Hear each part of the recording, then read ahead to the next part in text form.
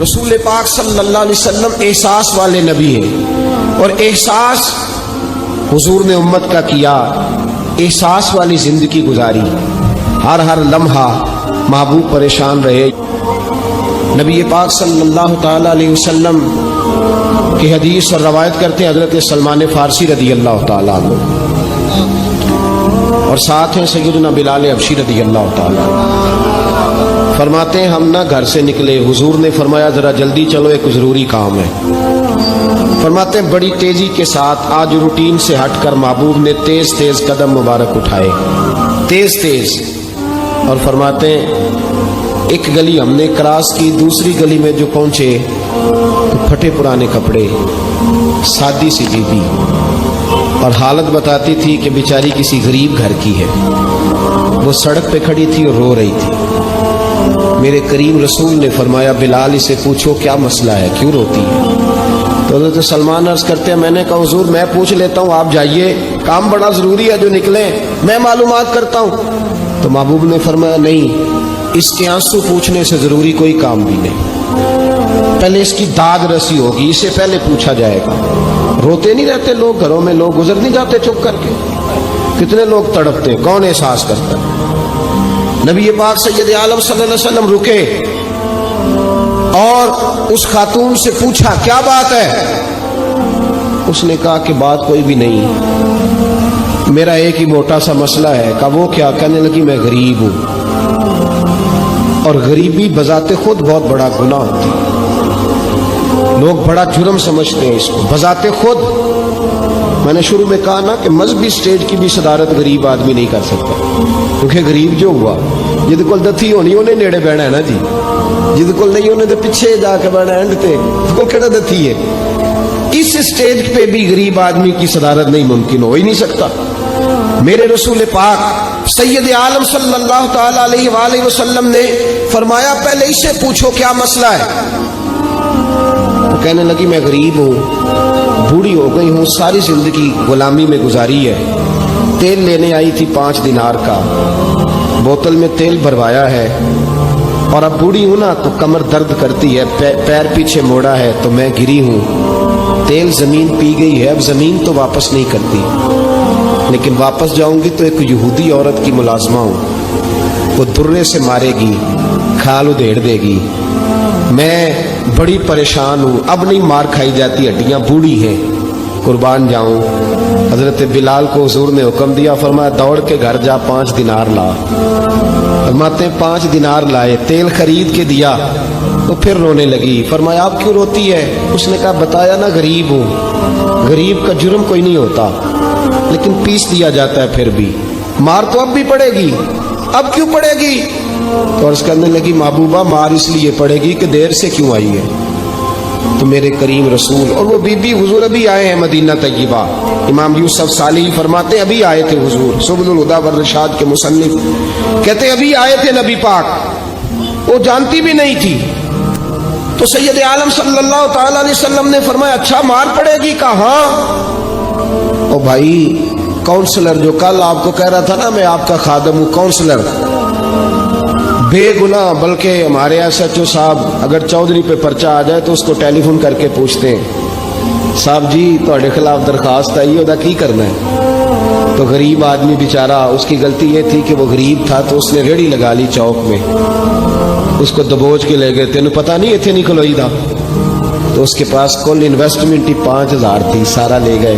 پھر وہ کونسلر صاحب کے پاس چلا گیا، سر میرے نال چلے آ دے ذرا میں تھانے جانا ہے۔ انہوں نے کہا گڈی کرائی آ، پیسے ہیں نہیں ایویں تھانے جائیدا ہے۔ اب وہ گاڑی لایا ہے، پتہ نہیں کہاں سے لایا ہے، تھانے پہنچا ہے، اور یہ ہے ہمارا حال کہ وہ SHO بھی بیٹھا ہے کرسی پہ اور کونسلر بھی کرسی پہ بیٹھا اور وہ غریب پیروں میں بیٹھا ہے اور ہاتھ باندھ کے کہہ رہا میری ریڑھی دے چھڈو، میریاں 4 دھیاں نے تو میں شامی کھانا کھڑنا ہے۔ کدھر گیا امت کا وہ ذوق؟ ساری زندگی نعتیں سننے والوں بتاؤ تو صحیح نعت نے تاثیر کیا دی ہے روح؟ اگر ابھی بھی گھاڑی غریب کے پاس کھڑی نہیں ہوتی تو پھر کیا اثر ہوا ساری زندگی نعت سننے کا؟ میرے مصطفیٰ کریم سید عالم صلی اللہ تعالی علیہ وسلم نے فرمایا اس خاتون سے، یہاں کونسلر ساتھ نہیں جاتا، کہتا ہے کر دیا ٹیلی فون، سویرے 9 بجے پہنچ جانا۔ اور کائنات کی سب سے معزز شخصیت حضرت سیدنا بلال حبشی رضی اللہ تعالیٰ عنہ فرماتے ہیں میرے نبی پاک نے فرمایا بی بی چل میں تیرے ساتھ چلتا ہوں. گویا اللہ کی ساری رحمتیں اس کے ساتھ ساتھ چلنے لگی. اور آگے آگے نہیں, ساری کتابیں پڑھ لو, وہ پھٹے پرانے کپڑوں والی بی بی آگے آگے اور اللہ کے کریم رسول پیچھے پیچھے. ساری گلیاں اس نے پھرائی, مدینے کی صحرا آ گیا. ایک دروازے پہ دستک دی, سے مالکن آئی. وہ بی بی بعد میں کہتی ہے میں بھی بڑی ڈاڈی تھی, طاقت ہی نہیں تھی میرے سامنے کو کھڑا ہو سکے, لیکن جب میں باہر نکلی تو میں نے نور کے حالے میں لپٹی ہوئی ایک عظیم ہستی کو دیکھا. فرماتے محبوب کے گورے چٹے رنگ کے اوپر کالی زلفیں اور محبوب پاک کی مقدس آنکھیں جب تک بات کرتے رہے نظریں زمین پہ جھکی رہی. شرم و حیا والے رسول نے بڑے میٹھے, بڑے دھیمے, بڑے خوبصورت لہجے میں کہا. بریلی کے امام فرماتے ہیں نیچی نظروں کی شرم و حیا پہ درود. بڑے دھیمے لہجے میں فرمایا تیری نوکرانی ہے تیری. عورت کہتی ہے میں تو حضور کے جلووں میں محو ہو گئی کہ سادگی میں اتنا حسن میں نے دیکھا ہی نہیں, تیری نوکرانی ہے. کہا میرے محبوب نے فرمایا بیچاری کی غلطی کوئی نہیں, اسے مارنا نا, اس سے تیل گر گیا تھا, نیا خریدتے دیر ہو گئی, رو رہی تھی تو میں سفارش کرنے آیا ہوں. وہ خاتون کہتی ہے کسی کی نہیں مانی تھی, اور محبوب کے جملوں میں تاثیر اتنی تھی ککھ سواد نہیں مشری اندر اسا کھنڈا می چکھ ڈٹھیاں انہاں ساریاں شہواں نالوں گلاں سجن دیاں مٹھیاں. فرماتے نبی پاک صلی اللہ تعالی علیہ وآلہ وسلم نے فرمایا کچھ نہ کہنا. کہنے لگی نہیں کہتی, میرا وعدہ رہا, کچھ نہیں کہوں گی. اب میرے حبیب نے پھر نظر اٹھائی اور اس غریبنی کی طرف دیکھا اور فرمایا تو اگر کہے تو میں جاؤں, تو اگر کہے تو میں خود بھیک دے, خود ہی کہے منگتے کا بھلا ہو, تو اگر کہے تو میں جاؤں. اس نے خراج پیش کیا تو چند آنسو گرائے. کہنے لگی محبوبہ جیسے بندہ نوازی. حضور نے رخ پھیرا, حضرت بلال کہتے میں پیچھے رہ گیا. میں پیچھے رہ گیا تو وہ دونوں بیویاں دوڑ کے میرے پاس آئی. کہنے لگی بتا تو صحیح ہے کون, یہ بتا تو صحیح کون تھے. تو حضرت بلال کہنے لگی تم نہیں جانتے. جناب بلال فرمانے لگے یہی تو ہیں جنہیں اللہ نے سچا رسول بنا کے بھیجا ہے. بیبیاں دوڑ کے آئی, کہنے لگی محبوبہ دروازے تک آئے ہو تو خالی تو نہ لوٹاؤ, مہربانی فرماؤ ہمیں بھی کلمہ پڑھا دو. بھائی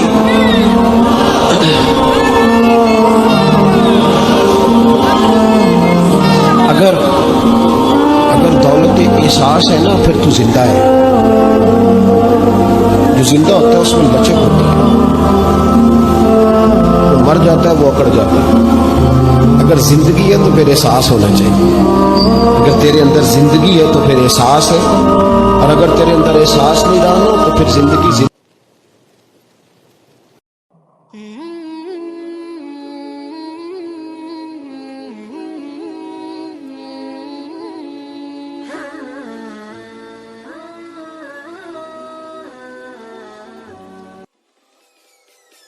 Peace.